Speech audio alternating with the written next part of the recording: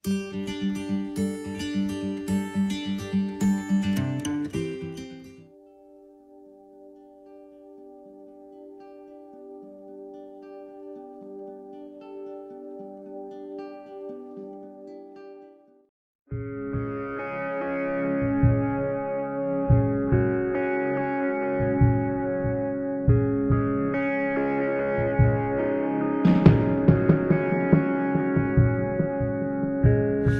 are not a God created by human hands. You are not a God dependent on any mortal man. You are not a God in need of anything we can give by your plan. That's just the way it is.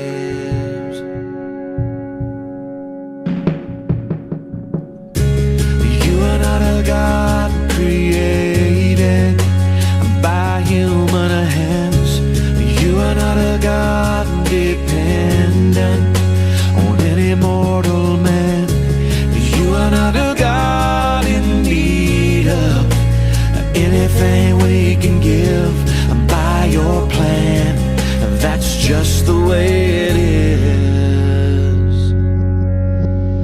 You are God alone. Before time began, you were on your throne.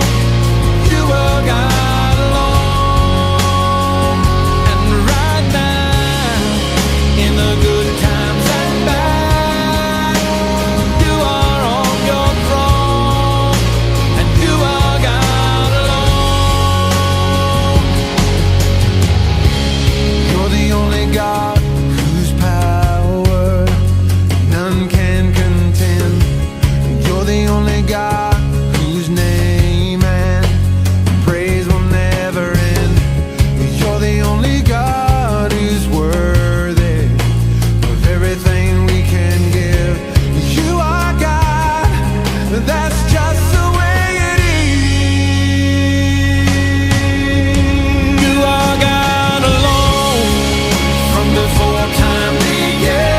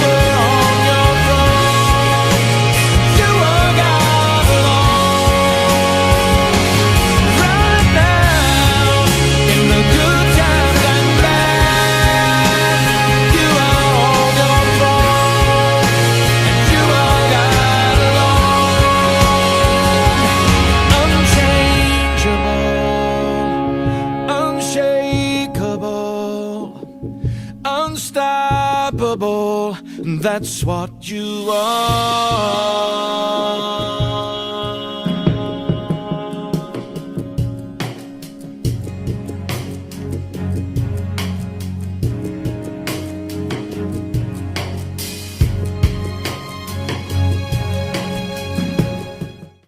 Mga kapatid sa pananampalataya, isa na namang mabiyayang umaga ang ipinagkaloob sa atin ng ating Panginoon. Maraming salamat sa pakikiisa nyo sa gawain ng Prayer Covenant na kung saan ating pinapahalagahan ang salita ng ating Panginoon. Alam po ng Diyos ang dalahin ng bawat isa sa mga oras na ito. At yan po ay ating ipagkakatiwala sa Panginoon. At naway madama po natin ang presensya ng banal na Espiritu. Iparanas sa atin ang kagalakan at kapayapaan sa buhay sa kabila ng ating mga pinagdaraanan. Sa ating pong pagpapatuloy, tayo po muna ay sandaling manalangin. Ama naming makapangyarihan sa lahat, sa umagang ito, muli kaming nagpupuri at nagpapasalamat sa iyo sa ipinagkaloob mong pagkakataon na muli kaming magkasama-sama sa iyong gawain ng panalanginan. Bagamat magkakalayo kami physically, pero ang puso namin ay may iisang layunin na ikaw ay aming maluwalhati sa pamamagitan ng pagbubulay-bulay ng iyong mga salita. Ikaw lamang, Ama, ang aming malalapitan sa panahong ito na kami ay may mga pinagdaraanan. Alam namin ikaw ang may kontrol ng lahat ng bagay, kaya't di kami nawawala ng pag-asa dahil ikaw ang Diyos ng kapangyarihan sa lahat, na siya ring tutulong sa amin na mapagtagumpayan ang lahat ng aming pinagdaraanan. Naway sa pamamagitan ng mga salita mo ay magising kami sa katotohanan.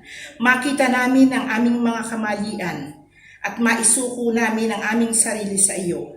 Mamuhay kaming laging nagtitiwala sa iyong kapangyarihan at makasunod kami sa iyong kalooban. Ito po ang aming samot dalangin sa pangalan ni Jesus. Amen.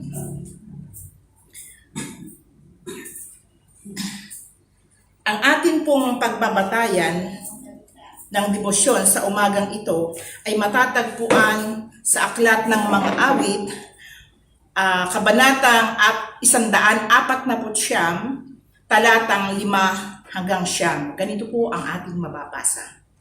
Sa tagumpay na natamo, magalak ang mga hirang. Sa kanilang pagdiriwang ay magsaya't mag-awitan. Papuri sa ating Diyos, ipahayag ng malakas. Hawak-hawak ang espadang dobling talim at matalas, upang ang bawat bansang magmamamalabis ay gantihan at bigyan ang mamamayan ng parusang kailangan. Mga harit maharlika ay kanilang bibihagin, sa tanikalang bakal silang lahat ay gagapusin, upang sila ay hatulan sang-ayon sa itinakda. Ito ang siyang karangalan ng kanyang pinagpala. Purihin si Yahweh.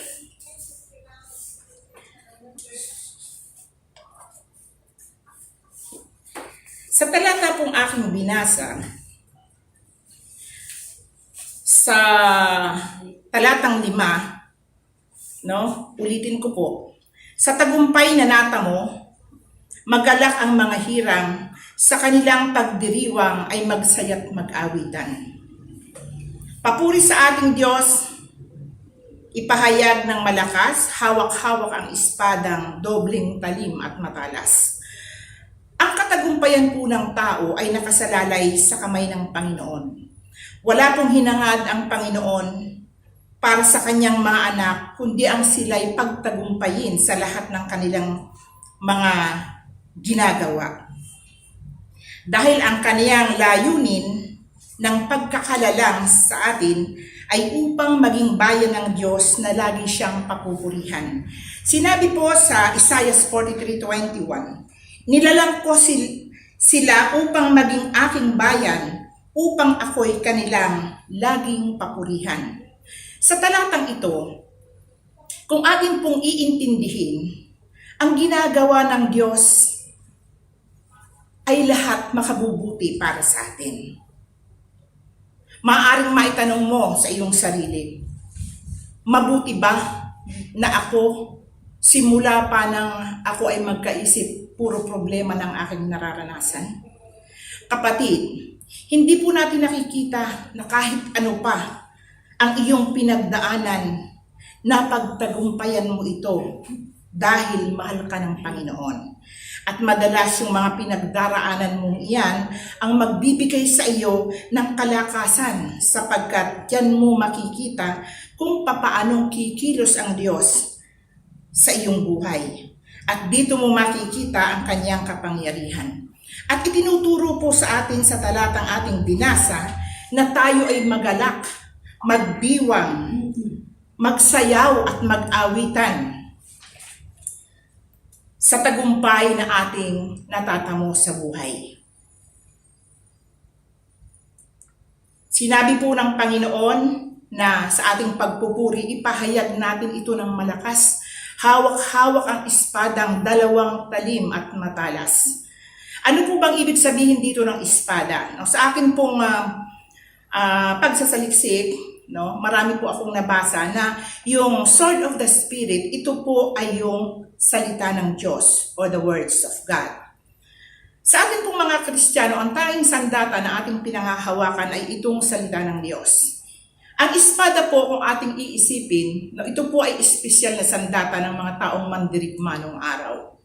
Meron po itong 2 talim, no? Kung tawagin natin ay dual blade. At pag ito po ay ginamit, no, bibihira po ang nakakaligtas. Pero sabi ko nga po sa aking sarili, meron pa bang higit na espesyal na sandata maliban sa salita ng Diyos? Tayo pong mga Kristiyano, ating pinangahawakan lamang ay yung salita ng Diyos at ang panalangin. Ito po ang mabisa, ang pinaka-espesyal na sandata para sa akin. Kaya't sinabi po dito ng salmista, no, na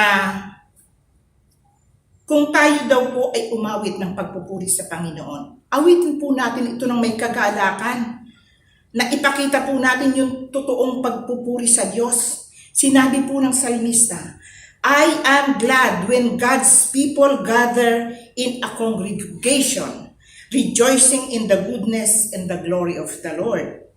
Maipapakita po natin ang totoong pagpupuri, no? Kung tayo po ay nasa banig ng karamdaman, kung tayo po ay may pinagdaraan ng matitinding pagsubok sa buhay, kung tayo po ay nasa gitna ng labanan, nakakaawit pa ba tayo ng malakas?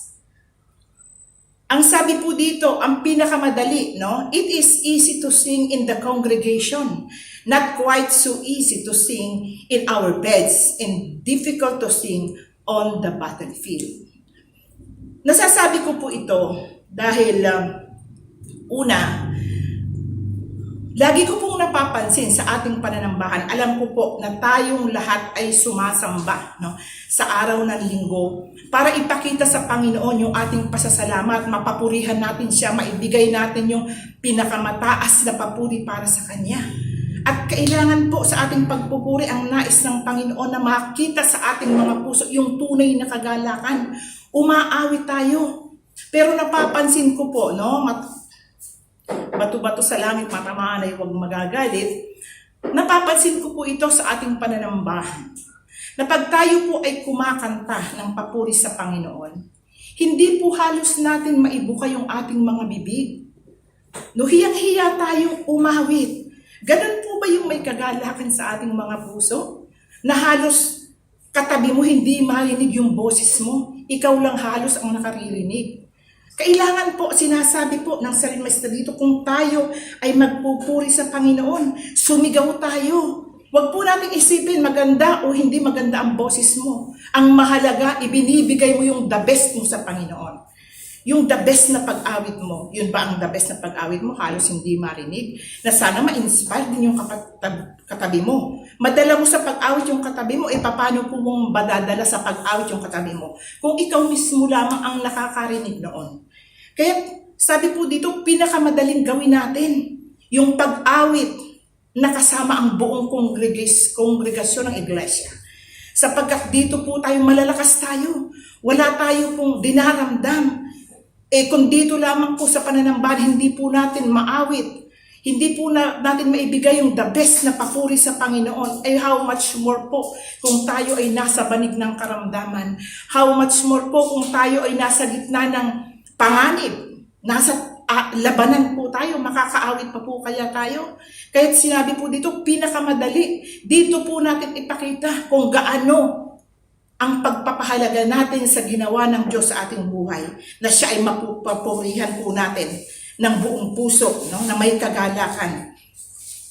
At dito po sa ating binasa, nabanggit po dito yung doble talim. Ano po? Ito po yung double blade. Meron po akong napagtanungan at ang sabi po sa akin ang kanyang paliwanag, yung double blade po dito, habang daw po tayo nagpupuri sa Panginoon. No, sa itong kaliwa natin nagpupuri sa Panginoon, tapos yung kanang kamay daw po natin, kinakailangan may ginagawa.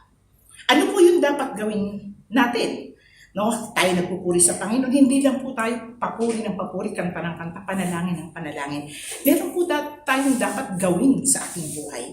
At ito po ay yung nais ng Panginoon na ipinagbili niya sa kanyang mga alagad. Ano ang sabi ito? To reach out people to know Christ. No? Kailangan yung pong ginagawa natin, kung paano po natin nararanasan ang kagalakan ng paglilingkod sa Panginoon, ng pagsunod sa Panginoon, dapat maranasan din po ito ng iba. Ituro po natin sa kanila kung sino si Jesus sa kanilang buhay. At darating po ang panahon na ang mga taong ito na ating binahagihan ng kanyang salita, sila din po ay magpupuri sa Panginoon. Tayo po ang gagawa ng bayan ng Diyos. At kasama po natin ang banal na Espiritu para makabuo ng isang grupo ng mananampalataya na nagagalak, sumisigaw, nagsasayaw at umaawit ng pagpupuri sa Panginoon dahil sa katagumpayan ng buhay. Luwalhati at papurihan ang kanyang kadakilaan. Kung tayo po ay nagagalak na makita ang iba't ibang sekta sa social media, sa pag-aawitan lamang po nila, minsan naaantig po ang ating mga damdamin. At sabi ko, ito yung kahalagahan na tayo po, bago tayo dumako sa gawain ng pananambahan, kailangan po muna tayong mag-awitan. Iniisip ko nga po, di ba ang sasakyan, bago po natin tatakbuhin, pinapa-start po muna natin yan. Pinag-iinit muna natin yan. So kinakailangan tayo din po ganun. Sa pamamagitan ng pag-awit na ihahanda po natin ang ating mga sarili bago po natin mapakinggan yung salita ng Diyos. Kasi meron po tayo, hindi natin masasabi na tayo pagpunta natin sa simbahan, yung pong kalaban, kumikilos yan, ililigaw ka. Doon, para maalis yung focus mo sa Panginoon. Gagawa po yan ng paraan para ilis ka. Pero, dahil meron po tayong awitan na kung saan minsan, sabi ko nga, noon po akong dumating dito, galing po ako ng Israel. Hindi ko po alam noon na meron na tayong praise and worship team na binuo po noon ni Pastor Mendre.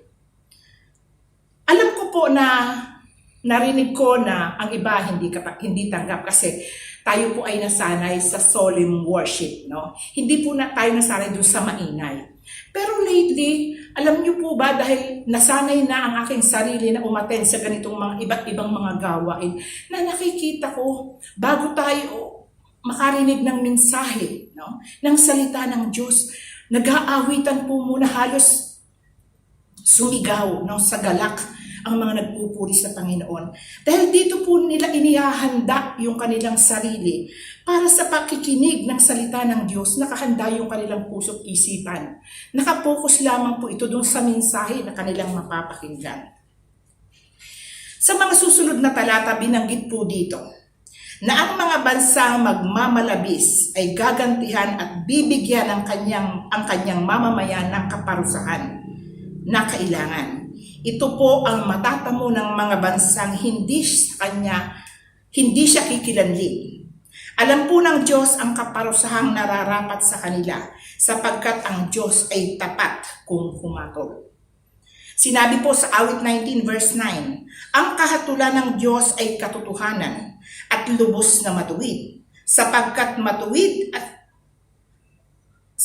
matuwid at makatarungan ang Diyos, siya'y gumagawa ng paraang matuwid, makatarungan at makatwiran. So itinuturo po sa atin dito, sa umagang ito, na sa atin pong pagtatagumpay sa lahat ng ating ginagawa, bilang mga anak ng Diyos, ito po ang nais niya, yung pagtagumpayin tayo sa lahat ng ating mga balakin, sa lahat ng ating mga gawain, para tayo po ay manatiling nagpupuri at nagpapasalamat sa Panginoon. So sa pagtugon po ng Diyos sa ating mga kahilingan, sa patuloy na pag-iingat niya sa ating buhay, ipinakikita po natin dito yung taus-pusong pagpupuri sa Panginoon at ibalik po natin sa Kanya ito ng may pasasalamat sa pamamagitan ng mabubuting gawa, pagbibigay ng panahon at pag-aaral at pakikinig ng Kanyang mga salita. pagsunod sa kanyang kalooban, paghahayag ng kaniyang mga salita, at ang pagpapatotoo ng mga bagay na ginawa ng Diyos sa iyong buhay. Napakahalaga po nun, kapatid. Ang lahat ng naranasan mo, no? Huwag po tayong mahiya, huwag po tayong mangiming sabihin sa ating kapwa yung mga ginawa ng Panginoon sa ating buhay. Hindi po natin alam na yun po ay layunin ng Diyos, kaya pinaranas niya sa iyo yung ganyang mga bagay para maihayag mo yan, at ito po ay magsisilbing pag-asa doon sa mga taong makaririnig na sino po ba ang nakakaalam na isa doon sa mga nakikinig na iyong mga ipinahayag ay meron din pong pinagdaraanan na gaya ng iyong pinagdaraanan. Hindi po ba ito ay nagbibigay ng pag-asa sa kanilang buhay? Na hindi lamang pala sila ang may ganong karanasan, pero kailangan mahikayat po natin sila. Dahil nakikita tayong nagpupuri sa Panginoon, maramdaman nila, bakit kaya sila nagpupuri sa Panginoon? Ano ba yung nararanasan nila sa buhay? So kung sa pamamagitan mo, maihayag mo ang lahat ng mga bagay na ito, alam ko po na nakikita ng Diyos at mapapangiti ang Panginoon sa ginagawa mo yan, dahil di po ba ang bili ng Diyos sa kanyang mga alagad na humayo kayo at gawin ninyong alagad ko ang mga bansa. Ako'y kasama ninyo. Kaya't huwag po tayong matakot. Hindi po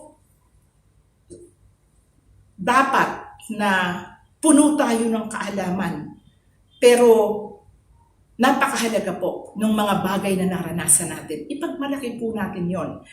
Hindi po ipagmalaki yung ating sarili, kundi ipagmalaki natin yung mga bagay na ginawa ng Diyos sa ating buhay, sapagkat ito po ang magbibigay sa kanila ng kalakasan, ng pag-asa sa patuloy na pakikipagbunok o pagharap sa buhay. Hindi po natin alam na baka ito ang isa sa pinagagawa ng ating Panginoon sa atin, pero madalas po meron tayong mga ibinibigay na dahilan. Marami po tayong mga ikinakatwiran. Tandaan po natin, paggugustuhin natin ang isang bagay at ito po ay sa ikalulugod ng Panginoon, alam po na kasama natin ang Panginoon na maihahayag po natin ito ng naaayon sa kanyang kalooban. Wala pong hindi magagawa ang Panginoon. Kahit sa umagang ito, tinuturo po sa atin na lagi po nating papupurihan ang Panginoon sa anumang bagay na ating nararanasan sa ngayon. Alam ko po na bawat isa sa atin may kanya-kanya po tayong suliranin sa buhay. Pero ang lahat pong yan, tandaan po natin, mapagtatagumpayan po natin yan. Dahil ang alam ko po, hindi pinababayaan ng Diyos ang kanyang mga anak.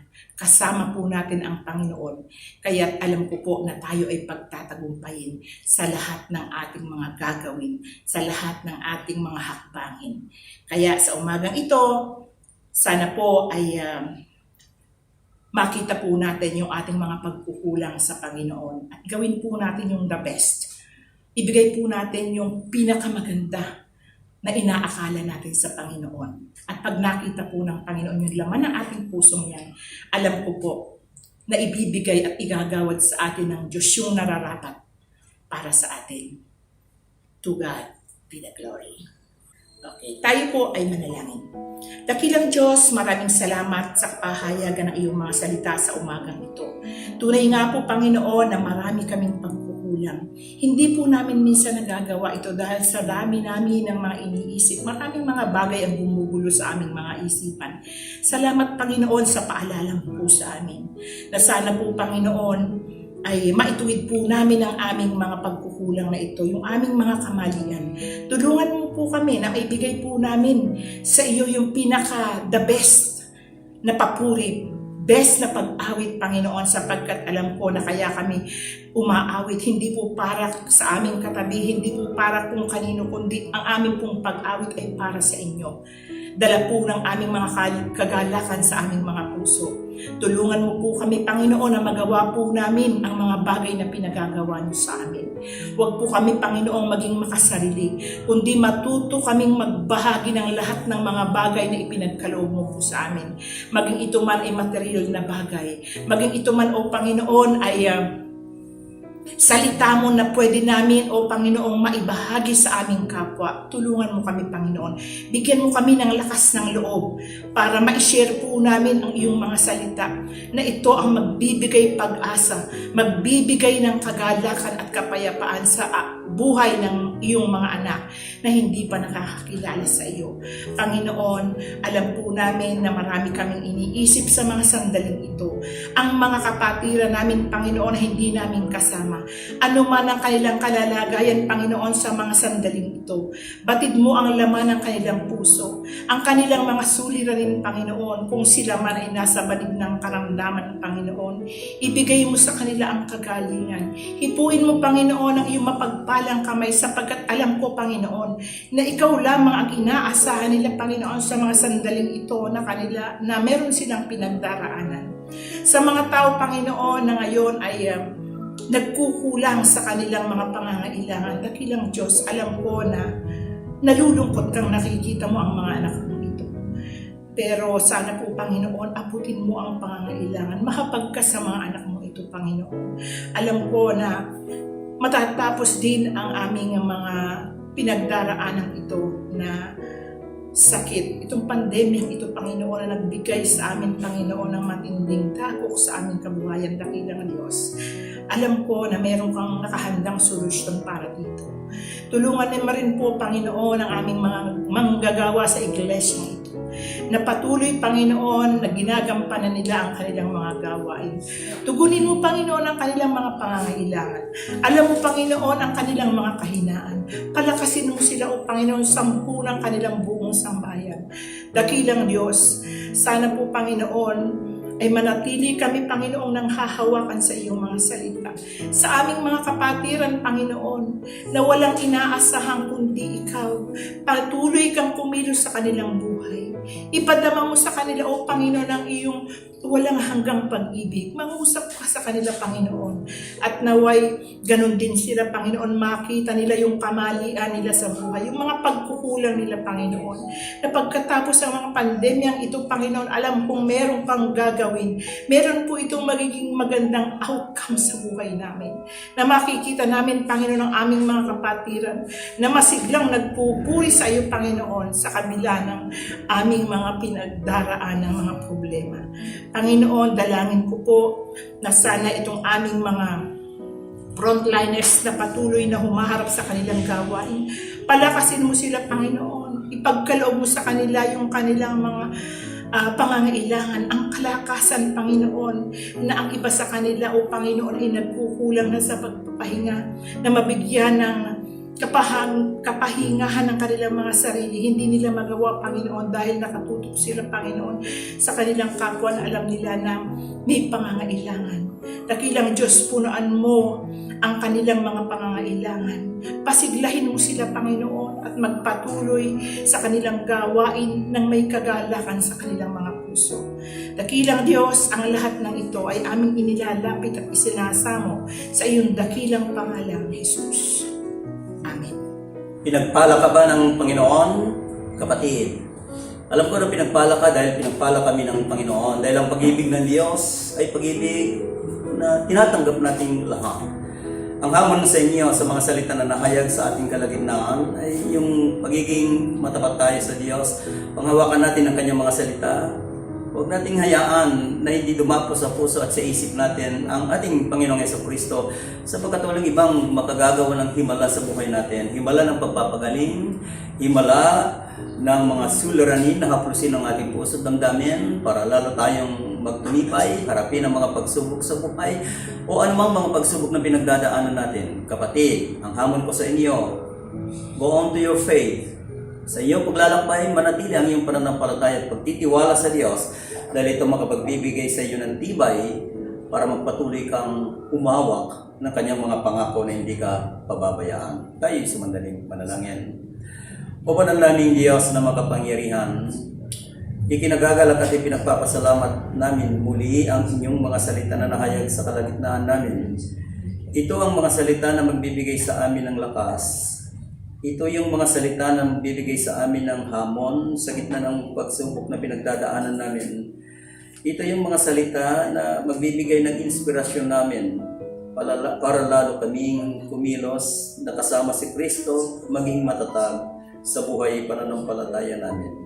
Kaya nga dakila naming Panginoon Diyos, sa inyong pangalan ay inihiling ko po na pagpalain at pagalingin mo ang mga kapatid na mayroong karamdaman. Ipuin mo ang kanilang mga puso kung sila man, dakila naming Panginoon Diyos, ay nagdadalamhati sa paglisan ng kanilang mga mahal sa buhay o anumang mga pagsubok na kanilang pinagdadaanan. Sa pangalan mo lamang, dakila naming Panginoon Diyos, sa iyo naming iniaasa ang lahat ng mga bagay na ito para pagpalain mo kami.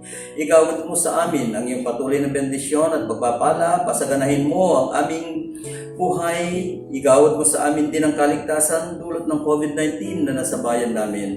Bigyan mo kami ng makakain sa hapagkainan at tugunan mo kung ano man ang pangangailangan ng bawat isa sa amin. Ang iyong patuloy na biyaya, ang iyong patuloy na pag-ibig, ang mapayapang buhay ay managana sa amin mula ngayon at sa darating na panahon. Amen. Sa inyo po mga kapatid na napagpala sa umagang ito, maraming salamat sa inyong pakikinig. Alam ko po na ang bawat isa sa inyo ay merong nakuhang mensahe sa umagang ito. At kung kayo po ay napagpala, hinihiling po namin sa inyo na i-like po ninyo at i-share po ninyo ito sa inyong mga mahal sa buhay. Napaka-importante po yung pagbabahagi ng salita ng Diyos na kahit sa gaano mang kaparaanan, maibibigay po ninyo, magagawa ninyo yung nais ng Panginoon na pagbabahagi ng kanyang salita para kung kayo po ay napagpala, mapapagpala din po yung inyong mga mahal sa buhay. At kung kayo po mga kapatid ay may mga kahilingan, meron po kayong nais na isama sa aming panalanginan sa araw-araw, bukas po ang aming Facebook page. Ipaalam po ninyo ito sa aming mga manggagawa at para po maisama namin kayo sa araw-araw ng aming panalanginan. Maraming salamat po sa patuloy na pakikinig ng salita ng Diyos.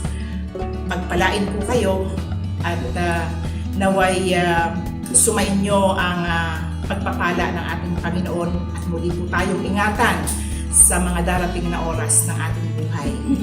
Stay safe, be healthy,